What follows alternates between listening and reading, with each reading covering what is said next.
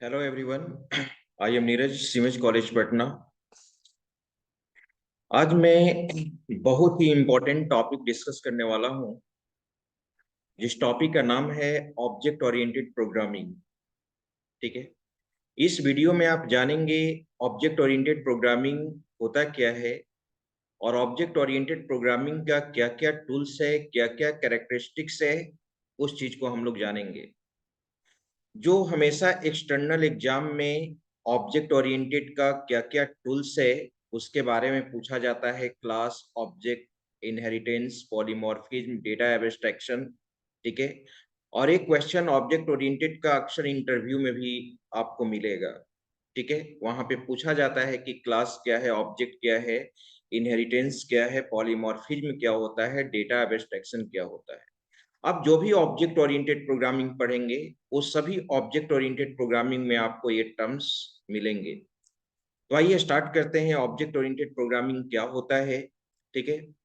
जैसा कि आप जानते हैं कि ऑब्जेक्ट ओरिएंटेड प्रोग्रामिंग एक प्रोग्रामिंग टेक्निक है, एक मेथोडोलॉजी है, जिसमें जो भी प्रोग्राम हम लोग लिखते हैं वो क्लास एंड ऑब्जेक्ट के फॉर्म में लिखते हैं। क्लास एंड ऑब्जेक्ट बेस्ड हमारा प्रोग्राम होता है। ठीक है। आप कह सकते हैं कि object oriented programming is the latest methodology. ठीक है। Which reduce the complexity of program. ये प्रोग्राम के कॉम्प्लेक्सिटी को क्या करता है, रिड्यूस करता है। अब ये प्रश्न ये उठता है कि how to reduce the complexity of program. तो यहाँ पे प्रोग्राम के कॉम्प्लेक्सिटी को कम करने के लिए, ठीक है, यहाँ पे हम लोग डिफरेंट डिफरेंट टूल्स यूज करेंगे। जो क्लास होगा, ऑब्जेक्ट होगा, इनहेरिटेंस होगा, पॉलीमॉर्फिज्म होगा, डेटा एब्स्ट्रैक्शन होगा। What is the main purpose of object oriented programming? The main purpose of object oriented programming is to provide reusability. Reusability मतलब क्या होता है? Reusability means once written source code can be reused multiple times according to requirement। एक बार source code हम लोग लिख लेंगे, according to requirement बार बार उसको क्या कर सकते हैं, यूज कर सकते हैं। ठीक है। तो आइए अब देखते हैं यहाँ पे ऑब्जेक्ट ओरिएंटेड। ये ऑलरेडी मैंने डिफाइन कर दिया जो कुछ यहाँ पर लिखा हुआ है। ठीक है। Object oriented programming is latest programming methodology या पैराडिग्म कहेंगे that reduce the complexity of program using class, object, inheritance, polymorphism, data abstraction. These are tools of object oriented programming. Everything is called object in Java. Java में हर चीज object है। Its main objective is to provide reusability. ये reusability को provide करता है। Okay. तो क्या क्या कैरेक्टरिस्टिक्स ऑफ उप्स है, क्या क्या उप्स का टूल्स है, वो चीज हम लोग देखेंगे। ऑब्जेक्ट है, क्लास है, इनहेरिटेंस है, पॉलीमॉर्फिज्म है, इनकैप्सुलेशन है, फिर हमारा डेटा एब्स्ट्रैक्शन। ओके। चलिए अब हम लोग जानते हैं कि यहाँ पे ऑब्जेक्ट क्या होता है। ठीक है। Everything is called object. जो कुछ आप देख रहे हैं वो हमारा क्या है, ऑब्जेक्ट है। ठीक है। हम भी ऑब्जेक्ट हैं, आप भी ऑब्जेक्ट हो, मार्कर भी ऑब्जेक्ट है। Everything is called object. Object एक ऐसा इंटिटी होता है जो स्टेट एंड बिहेवियर को रिप्रेजेंट करता है। स्टेट का मतलब होता है प्रॉपर्टी, एट्रीब्यूट, और बिहेवियर का मतलब होता है ऑपरेशन। ठीक है, फंक्शन। वो ऑब्जेक्ट क्या क्या ऑपरेशन परफॉर्म कर सकता है, उस ऑब्जेक्ट का क्या क्या बिहेव हो सकता है, उसका क्या क्या प्रॉपर्टी हो सकता है। प्रोग्रामिंग के केस में हम लोग स्टेट को जानते हैं। ठीक है। मेंबर वेरिएबल, ये रहा मेंबर वेरिएबल, और बिहेवियर को हम लोग जानते हैं मेंबर फंक्शन। ओके। यानी कोई मेंबर वेरिएबल और मेंबर फंक्शन नया कोई टर्म नहीं है। जो आप ऑलरेडी वेरिएबल पढ़े हैं, जो फंक्शन पढ़े हैं, उसी वेरिएबल को हम लोग जब क्लास के अंदर यूज करेंगे तो उसी वेरिएबल को हम लोग मेंबर वेरिएबल कहेंगे, और उसी फंक्शन को हम लोग मेंबर फंक्शन के नाम से जानते हैं। ठीक है। तो हम कह सकते हैं कि ऑब्जेक्ट एक प्रकार का रन टाइम एंटिटी है, रियल टाइप एंटिटी है, जो स्टेट एंड बिहेवियर को क्या करता है, रिप्रेजेंट करता है। ऑब्जेक्ट का क्या क्या कैरेक्टरिस्टिक्स हो जाएगा वो देखिए। जब आप क्लास पढ़ेंगे, जब जस्ट इसके बाद मैं क्लास बताऊंगा, कहा जाता है कि object is mainly use to access the resource of class. Class के रिसोर्सेज को एक्सेस करने के लिए हम लोग क्या बनाते हैं, ऑब्जेक्ट बनाते हैं। ठीक है, इसको ऑब्जेक्ट को समझने के लिए क्लास को भी हम लोग को समझना होगा। तो अभी आप ये जाओ देखो कि ऑब्जेक्ट क्या होता है। तो object is mainly use to access the resource of class. Class के रिसोर्सेज को एक्सेस करने के लिए हम लोग क्या करते हैं, ऑब्जेक्ट बनाते हैं। ठीक है, जरा इस पे हम क्लास भी थोड़ा सा समझते हैं। क्लास क्लास जो नेक्स्ट स्लाइड में होगा, क्लास क्या है। क्लास एक प्रकार का फ्रेमवर्क है, पैटर्न है, ब्लूप्रिंट है, आर्किटेक्चर है, जो किसी भी ऑब्जेक्ट के स्टेट एंड बिहेवियर को बाइंड अप करके रखता है। यानी तुम कह सकते हो कि class is a collection of member variable and member methods. Class is a collection of member variable and member methods. तो क्लास का वो रिसोर्स हो गया। क्लास के अंदर हम लोग क्या रखे, मेंबर वेरिएबल रखे और मेंबर मेथड रखे। मेंबर वेरिएबल और मेंबर मेथड को नया नया टर्म नहीं है। जो वेरिएबल्स पढ़े हो उसी वेरिएबल्स को अगर क्लास के अंदर रख देंगे तो वही मेंबर वेरिएबल या इंस्टेंस वेरिएबल के नाम से जाना जाएगा। जो फंक्शन आप पढ़े हैं उसी फंक्शन को क्लास के अंदर रख दोगे तो मेंबर फंक्शन या मेंबर मेथड के नाम से जानते हैं। तो यहाँ पे पॉइंट है कि object, why do you create object. Object is mainly use to access the resource of class. Class के रिसोर्सेज को एक्सेस करने के लिए हम लोग ऑब्जेक्ट बनाते हैं। ठीक है, ये resource can be member variable and member method. Okay, object is an instance of class. कहा जाता है कि ऑब्जेक्ट क्या है, क्लास का इंस्टेंस है। जब हम लोग क्लास बनाएंगे तो क्लास के मेंबर को एक्सेस करने के लिए हम लोग ऑब्जेक्ट बनाते हैं। We can create multiple objects of any class. किसी भी क्लास का हम मल्टीपल ऑब्जेक्ट्स बनाते हैं। किसी भी क्लास का मल्टीपल ऑब्जेक्ट्स बनाते हैं। जैसे सपोज एक एग्जांपल से समझते हैं। मान लो कि तुम क्लास करने आते हो, जिस क्लास में तुम क्लास करते हो वो तुम्हारा एक कंप्लीट क्लास है।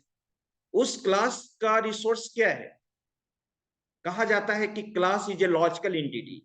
तो क्लास में जितने भी रिसोर्स हैं, क्लास में आपका प्रोजेक्टर है, एसी है, फैन है, ठीक है, बोर्ड है, टीचर है, बेंच है।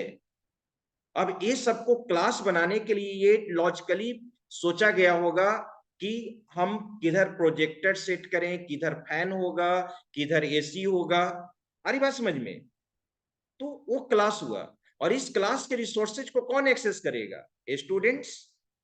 तो सभी स्टूडेंट्स क्लास का क्या हो गया, ऑब्जेक्ट।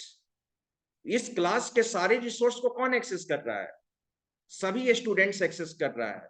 तो तुम कह सकते हो ना कि class is a collection of object. Class, किसी भी क्लास का मोर देन वन ऑब्जेक्ट्स बनाया जा सकता है। आप सभी स्टूडेंट्स क्या हो जाएंगे, ऑब्जेक्ट्स हो जाएंगे। नेक्स्ट क्लास, नेक्स्ट स्लाइड में ऑलरेडी क्लास के बारे में डिस्कस किया जाएगा। An object is called physical entity. Object को जनरली हम लोग फिजिकल एंटिटी बोलते हैं, क्योंकि आप फिजिकली प्रेजेंट होकर रिसोर्स को क्या करते हो, एक्सेस करते हो। आप यहाँ पे क्लास में आएंगे तभी ना इस क्लास के रिसोर्सेज को एक्सेस करेंगे। तो क्लास को हम लोग क्या कहते हैं, फिजिकल एंटिटी कहते हैं। जबकि क्लास ऑब्जेक्ट को हम लोग क्या कहेंगे, फिजिकल एंटिटी कहेंगे, और क्लास को क्या कहेंगे, लॉजिकल एंटिटी कहेंगे। क्योंकि क्लास बनाने के लिए बहुत सारे रिसोर्सेज को फिट किया गया है कि उसका एक्चुअल पोजीशन कहाँ पे हो। Okay, an object contains an address and takes up some space in memory। जो भी हम लोग किसी भी क्लास का ऑब्जेक्ट बनाते हैं तो मेमोरी को यूज करता है। उस ऑब्जेक्ट का भी एक एड्रेस होता है। जो क्लास क्रिएट करते हैं, जो क्लास क्रिएट करते हैं उसका मेमोरी एलोकेट नहीं होता है। जब क्लास का ऑब्जेक्ट बनाते हैं तो मेमोरी एलोकेट होता है। तो कोई कहेगा कि क्या क्लास मेमोरी यूज करता है, नहीं, ऑब्जेक्ट मेमोरी यूज करता है। ओके,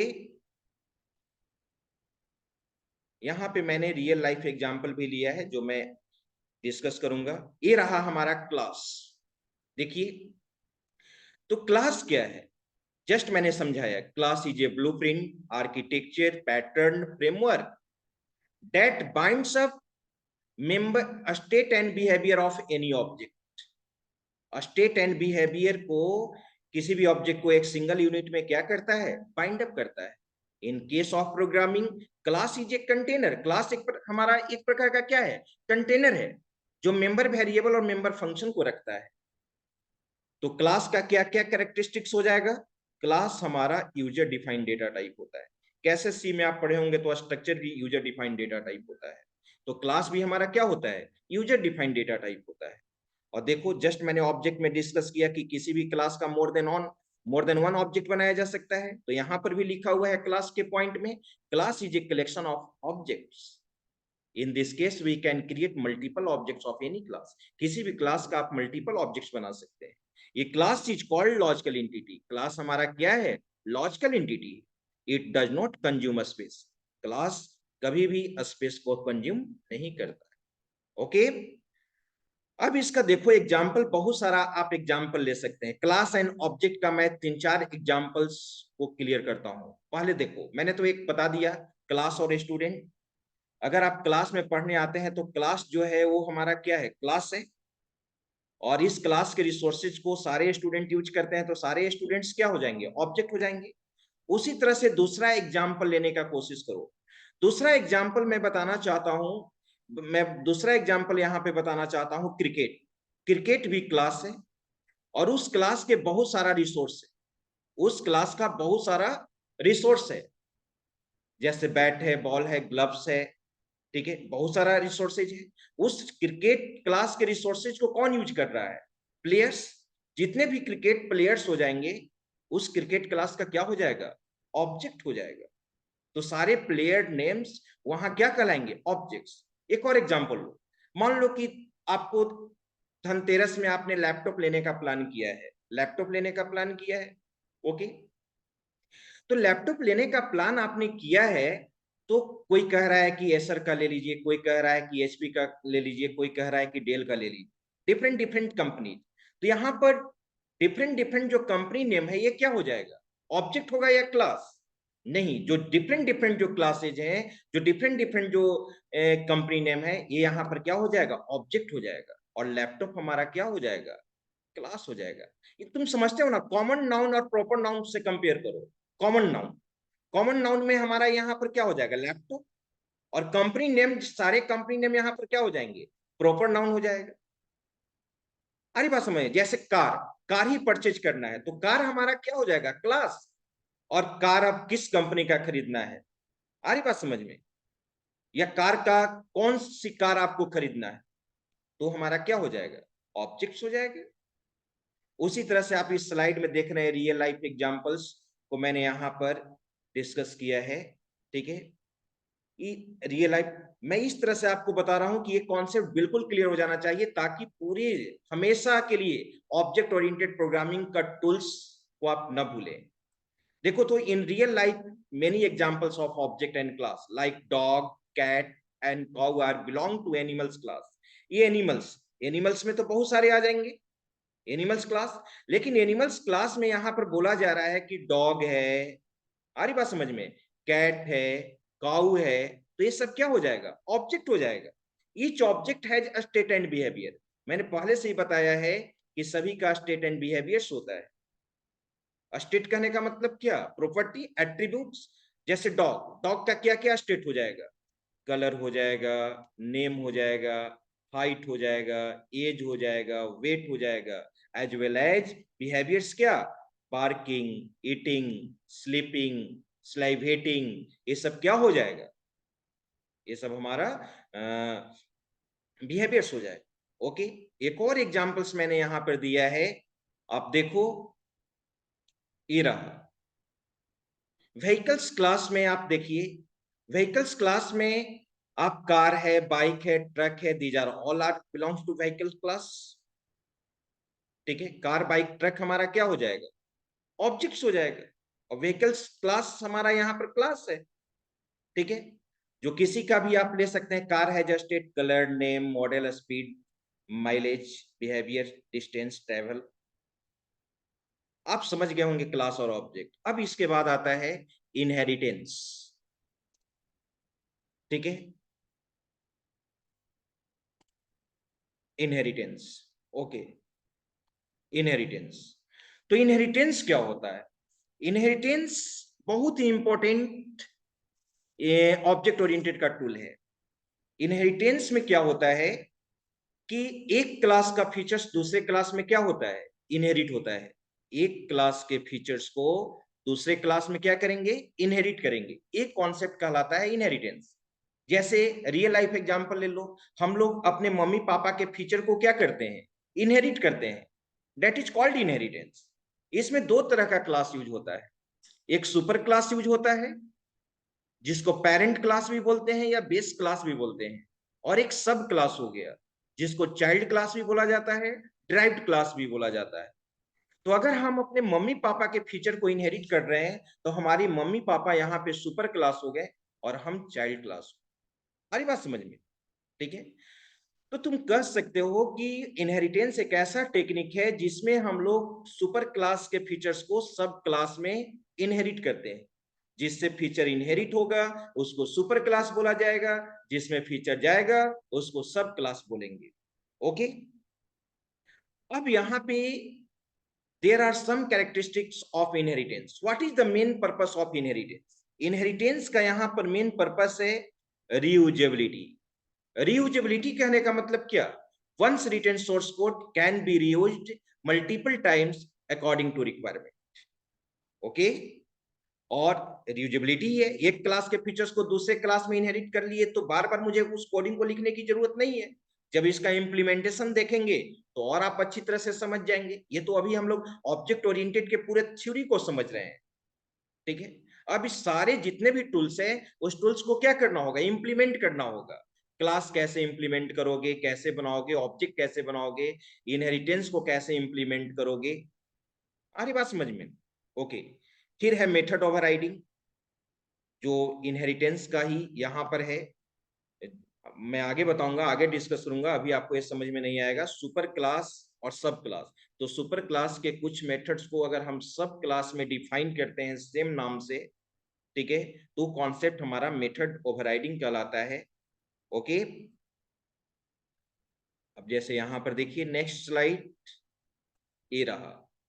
ये फिगर के थ्रू मैंने बनाया है पेरेंट्स। पेरेंट्स के फीचर्स को चाइल्ड यहाँ पर क्या कर रहे हैं, इनहेरिट कर रहे हैं। पेरेंट्स के सारे पेरेंट्स के प्रॉपर्टी को चाइल्ड क्या कर रहा है, इनहेरिट कर रहा है। ओके। अब यहाँ पे टाइप्स ऑफ इनहेरिटेंस है। तो टाइप्स ऑफ इनहेरिटेंस में ये 5 तरह का इनहेरिटेंस है जो हम लोग को देखना होगा। ये है single level inheritance, multi level inheritance, multiple, ठीक है, हायरार्किकल और हाइब्रिड इनहेरिटेंस। ओके। अब एक एक करके इनहेरिटेंस को हम लोग यहाँ पर देख रहे हैं। ठीक है। थोड़ा सा ये वीडियो लंबा बनेगा क्योंकि मैं चाहता हूं कि इसी वीडियो में ऑब्जेक्ट ओरिएंटेड के कॉन्सेप्ट को रख दूं। अब यहां पर देखो सिंगल लेवल इनहेरिटेंस है। सिंगल लेवल इनहेरिटेंस में आप देख रहे हैं यहां पर, ठीक है, इसमें क्या होता है कि एक सुपर क्लास होता है और एक सब क्लास होता है। एक सुपर क्लास होगा, एक सब क्लास होगा। when we create one subclass from only one superclass is called single level inheritance. तुम कह सकते हो this type of inheritance only contains one superclass and one subclass. ठीक है। जैसे फादर के फीचर को सन में इनहेरिट करते हैं, तो फादर यहाँ पे सुपर क्लास हो गया और सन यहाँ पे क्या हो जाएगा, सब क्लास। जैसे देखिए यहाँ पर एक सुपर क्लास को बेस क्लास या पेरेंट क्लास भी बोलेंगे, उसके फीचर्स को हम डिराइव्ड क्लास या चाइल्ड क्लास में क्या करेंगे, इनहेरिट करेंगे। ओके। ये अभी मैं टाइप्स बता रहा हूं। नेक्स्ट है हमारा मल्टी लेवल इनहेरिटेंस। अब मल्टी लेवल इनहेरिटेंस में क्या होता है, an extending single level inheritance is called multi level. जब सिंगल लेवल इनहेरिटेंस के ही लेवल को क्या कर देंगे, इंक्रीज कर देंगे, तो उसको हम लोग मल्टी लेवल इनहेरिटेंस बोलते हैं। जैसे ग्रैंडफादर का फीचर फादर में इनहेरिट होना, फादर का फीचर सन में इनहेरिट होना, ये कॉन्सेप्ट क्या कहलाएगा, मल्टी लेवल इनहेरिटेंस कहलाएगा। इसमें सुपर क्लास होगा, सब क्लास होगा और मल्टीपल इंटरमीडिएट क्लास होता है। इंटरमीडिएट क्लास कहने का मतलब कि वो किसी सिचुएशन में सुपर क्लास भी रहा है और किसी सिचुएशन में सब क्लास भी रहा है। जरा एग्जांपल समझिए, ठीक है। क्लास ए का फीचर क्लास बी में इनहेरिट हुआ, अब क्लास बी का फीचर क्लास सी में इनहेरिट, तो जो बीच वाले क्लासेज है बी क्लास बी को हम यहाँ पर क्या कहेंगे, इंटरमीडिएट क्लास कहेंगे। Okay, next, multiple inheritance. Multiple inheritance में क्या होता है, जब हम लोग मोर देन वन सुपर क्लास के फीचर्स को एक सब क्लास में इनहेरिट करते हैं, उस कॉन्सेप्ट को बोला जाता है मल्टीपल इनहेरिटेंस। जब मोर देन वन सुपर क्लास के फीचर्स को एक सब क्लास में इनहेरिट करोगे, ये कॉन्सेप्ट कहलाएगा मल्टीपल इनहेरिटेंस। और इस तरह के इनहेरिटेंस में मोर देन वन सुपर क्लास होगा और एक सब क्लास होगा। ओके, जैसा आप एग्जांपल देख रहे हैं यहाँ पे, क्लास ए और क्लास बी दो सुपर क्लास है, दोनों सुपर क्लास के फीचर्स को क्लास सी में इनहेरिट किया गया है। But in case of Java, Java does not support multiple inheritance directly. Java multiple inheritance को सपोर्ट नहीं करता है, but it can be achieved with the help of interface. लेकिन आप इसको इंटरफेस के मदद से आप जावा में मल्टीपल इनहेरिटेंस को इंप्लीमेंट कर सकते हो, लेकिन C plus plus direct multiple inheritance को सपोर्ट करता है। ओके, नेक्स्ट, हायरार्किकल इनहेरिटेंस, ठीक है। इसमें जस्ट ऑपोजिट, जब एक सुपर क्लास से मोर देन वन सब क्लास क्रिएट होगा, जब एक सुपर क्लास से मोर देन वन सब क्लास क्रिएट होगा, उस कॉन्सेप्ट को हायरार्किकल इनहेरिटेंस कहते हैं। इस टाइप के इनहेरिटेंस में एक सुपर क्लास होगा और मल्टीपल सब क्लासेज होंगे। जैसे आप देखो, क्लास ए का फीचर क्लास बी में भी इनहेरिट किया गया है और क्लास सी में भी इनहेरिट किया गया है। ओके, नेक्स्ट है हाइब्रिड इनहेरिटेंस। हाइब्रिड इनहेरिटेंस कहने का मतलब क्या होता है, an existing multiple types of inheritance is called hybrid inheritance. ठीक है, जब उसमें एक ऐसा इनहेरिटेंस जिसमें more than one inheritance raise हो, मोर देन वन टाइप का इनहेरिटेंस रेज हो, उसको हम लोग हाइब्रिड इनहेरिटेंस के नाम से जानते हैं। जैसे देखिए यहाँ पे इस एग्जाम्पल से कॉन्सेप्ट आपका बिल्कुल क्लियर हो जाएगा। यहाँ पे ग्रैंडफादर का फीचर फादर में इनहेरिट हुआ और फिर फादर का फीचर सन में भी इनहेरिट हुआ और डॉटर में भी इनहेरिट हुआ। तो ग्रैंडफादर का फीचर जब फादर में इनहेरिट हुआ तो यहाँ पर एक क्या है, सिंगल इनहेरिटेंस है। और जब फादर का फीचर सन और डॉटर में इनहेरिट हुआ तो यहाँ पे हायरार्किकल इनहेरिटेंस है। तो इस डायग्राम में दोनों तरह का इनहेरिटेंस इन्वॉल्व है, तो इसको हम लोग क्या कहेंगे, हाइब्रिड इनहेरिटेंस कहेंगे। ओके, अब है पॉलीमॉर्फिज्म, बहुत ही इंपॉर्टेंट पॉइंट। पॉलीमॉर्फिज्म क्या होता है, मैं बता देना चाहता हूं कि पॉलीमॉर्फिज्म एक ग्रीक वर्ड है, लैटिन वर्ड है, जो दो वर्ड से मिलकर बना है, पोली एंड मॉर्फ। पोली का मतलब होता है मेनी, ओके, और मॉर्फ का मतलब होता है फॉर्म। तो पॉलीमॉर्फिज्म का लिटरल मीनिंग क्या हुआ, मेनी फॉर्म। कहा जाता है कि पॉलीमॉर्फिज्म एक ऐसा मैकेनिज्म है जो सिंगल इंटरफेस पे मल्टीपल वर्क को परफॉर्म करता है। एक आपका सिंगल इंटरफेस होगा और मल्टीपल वर्क को परफॉर्म करेगा। एक कहने का मतलब एक सिंगल टास्क है, उस टास्क को डिफरेंट डिफरेंट वे में रिप्रेजेंट करना ही पॉलीमॉर्फिज्म कहलाता है। एक सिंगल टास्क है, उस सिंगल टास्क को मोर देन वन वे में रिप्रेजेंट करना हमारा यहाँ पर क्या कहलाएगा, पॉलीमॉर्फिज्म कहलाएगा। जैसे कहा जाता है कि ह्यूमन माइंड्स, जो हम लोग का माइंड है वो पॉलीमॉर्फिक नेचर का होता है। हमारा सिंगल इंटरफेस है, ब्रेन, माइंड, और उससे डिफरेंट डिफरेंट थिंकिंग है। जो थॉट्स आपका आ रहा है डिफरेंट डिफरेंट आ रहा है, तो ये क्या हुआ, पॉलीमॉर्फिक नेचर का हुआ। ठीक है, कहा जाता है काउंसलर का माइंड पॉलीमॉर्फिक नेचर का होता है। काउंसलर माइंड भी ह्यूमन माइंड ही है। जैसे आप प्लान किए हो कार परचेज करने के लिए, आपने प्लान बनाया है कि 2 मंथ के बाद मैं कार परचेज करूंगा, लेकिन आप ऐसे ही घूमते घूमते आपने गया शोरूम में। ऐसा हो सकता है कि आप कार लेकर भी आ जाए। इस तरह से आपको काउंसलिंग किया जाएगा कि हो सकता है कि आप जो 4-6 महीना के बाद कार परचेज करने वाले थे वो पहले ही परचेज कर लिए। That is called polymorphism. तो जावा में पॉलीमॉर्फिज्म को इंप्लीमेंट करने के लिए, सी प्लस प्लस में पॉलीमॉर्फिज्म को इंप्लीमेंट करने के लिए कुछ टूल्स है। तो अभी तो हम लोग थ्योरी पढ़ रहे हैं, पॉलीमॉर्फिज्म को इंप्लीमेंट करने के लिए हम लोग जावा में मेथड ओवरलोडिंग का कॉन्सेप्ट पढ़ेंगे, ठीक है, मेथड ओवरलोडिंग का कॉन्सेप्ट पढ़ेंगे और मेथड ओवरराइडिंग का कॉन्सेप्ट पढ़ेंगे। ये रहा मेथड ओवरलोडिंग और ये रहा मेथड ओवरराइडिंग। ओके, ठीक है। चलिए अब यहां पे आइए, इसका एग्जांपल्स भी होगा, जरा इस एग्जांपल्स को हम लोग देखते हैं। ये देखिए बेस्ट एग्जांपल है आपके पास, ठीक है। यहां पर एक सिक्योरिटी गार्ड है, ओके। अब यहां पे एक सिक्योरिटी गार्ड है। अब इस सिक्योरिटी गार्ड का काम है, अकेले वही गार्ड है। अब उस गार्ड का डिफरेंट डिफरेंट काम है। अब देखिए यहां पे इस फिगर को देखिए, ये फिगर हमारा यहां पर क्या कह रहा है, क्या रिप्रेजेंट कर रहा है? Your ID please, ID check कर रहा है यहीं पे, ठीक है। एक इसका वर्क हुआ। फिर दूसरा वर्क क्या है? Welcome ma'am, welcome sir. अब यहाँ पे वेलकम कर रहा है, ओके। और यहाँ पर देखो, यहाँ ये सेकेंड वर्क और एक थर्ड वर्क देखो, कितना बेस्ट एग्जाम्पल है। एक गुड मॉर्निंग सर यहाँ पे विश कर रहा है। आ रही बात समझ में? तो पॉलीमॉर्फिज्म एक सिंगल इंटरफेस को प्रोवाइड करता है जिसमें more than one operation perform करे, ओके। अब है यहां पे नेक्स्ट जो है इनकैप्सुलेशन, बहुत ही इंपॉर्टेंट पॉइंट। इनकैप्सुलेशन क्या होता है? तुम जानते हो कि class is a collection of member variable and member methods. तो मैं बता देना चाहता हूं कि इनकैप्सुलेशन एक प्रोसेस है। क्लास के अंदर जो मेंबर वेरिएबल और मेंबर मेथड को बाइंड अप करते हो, वही प्रोसेस हमारा इनकैप्सुलेशन कहलाता है, ठीक है। The process of इनकैप्सुलेटिंग member variable and member method with in class is called encapsulation.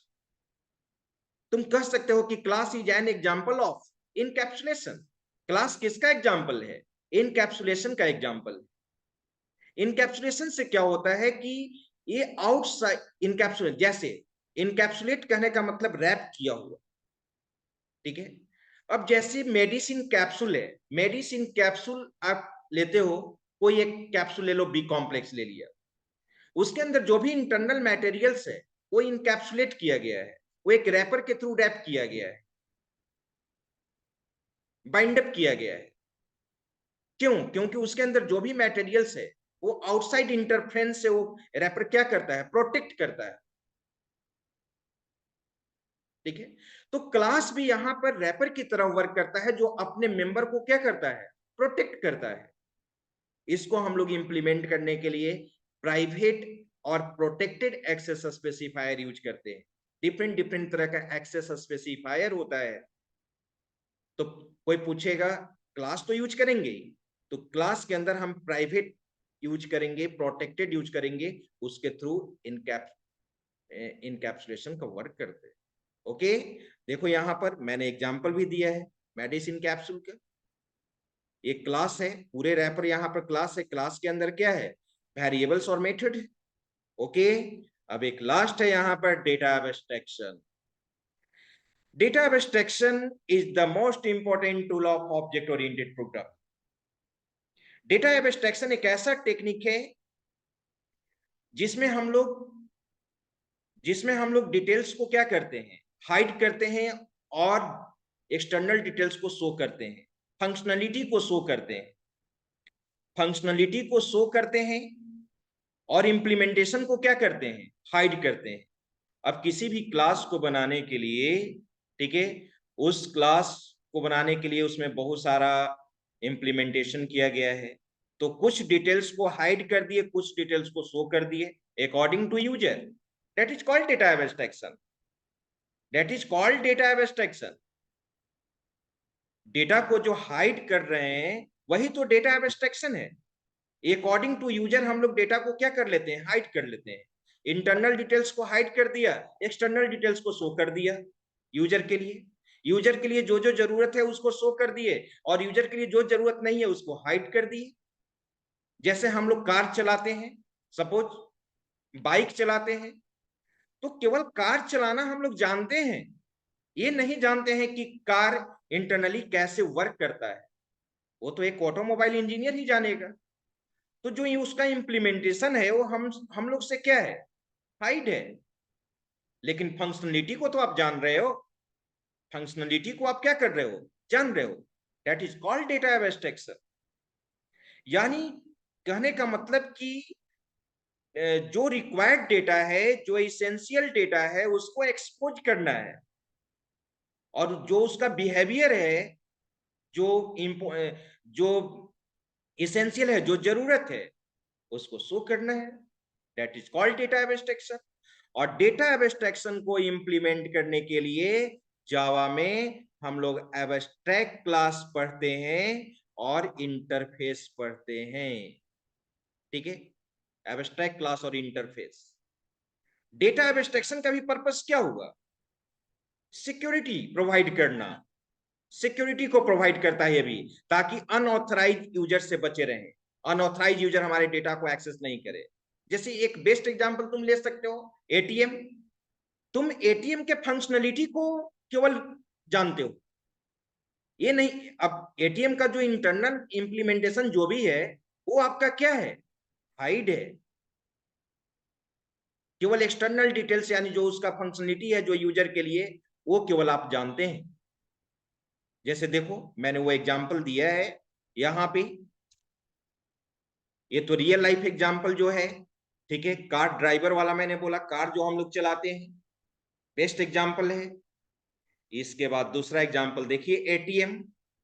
ATM में क्या है, अब हम लोग एटीएम जाते हैं तो केवल उसका फंक्शनलिटी मालूम है, उसका इंप्लीमेंटेशन तो नहीं है, इंप्लीमेंटेशन तो हाइड है। ऑल क्लियर लिखा हुआ है, हम ATM, another real life example of abstraction is ATM machine. All are performing operations on the ATM machine, like cash withdrawal, money transfer, retrieve mini statement, ये सब हम लोग करते हैं। लेकिन एटीएम का जो इंटरनल डिटेल्स है, उसको हम लोग नहीं जानते हैं। तो कह सकते हैं ना कि डेटा एब्स्ट्रैक्शन सिक्योरिटी को भी प्रोवाइड करता है। आ रही बात समझ में? तो ये था ऑब्जेक्ट ओरिएंटेड टूल्स, जो बहुत ही इंपॉर्टेंट है, हमेशा एग्जाम में भी पूछे जाते हैं, और अक्सर इंटरव्यू में भी आपसे पूछा जाएगा। इनहेरिटेंस क्या होता है, इनहेरिटेंस का टाइप्स क्या होता है, डेटा एब्स्ट्रैक्शन क्या होता है, पॉलीमॉर्फिज्म क्या होता है। तो इस चीज को आप देख एक कवर कर लेना। अब मैं नेक्स्ट वीडियो में मैं ऑब्जेक्ट ओरिएंटेड से रिलेटेड जो भी प्रोग्राम्स होंगे, कैसे सब सारे टूल्स को आप इंप्लीमेंट करेंगे, ठीक है, कैसे क्लास बनाओगे, कैसे ऑब्जेक्ट बनाओगे, कैसे हम लोग इनहेरिटेंस को इंप्लीमेंट करेंगे, कैसे पॉलीमॉर्फिज्म को, कैसे डेटा एब्स्ट्रैक्शन को इंप्लीमेंट करेंगे, यही तो है ऑब्जेक्ट ओरिएंटेड प्रोग्रामिंग। अगर एक आपका ऑब्जेक्ट ओरिएंटेड प्रोग्रामिंग सही हो जाता है, तो किसी भी ऑब्जेक्ट ओरिएंटेड प्रोग्रामिंग लैंग्वेज में प्रॉब्लम नहीं फेस करना पड़ेगा। ठीक है, थैंक यू।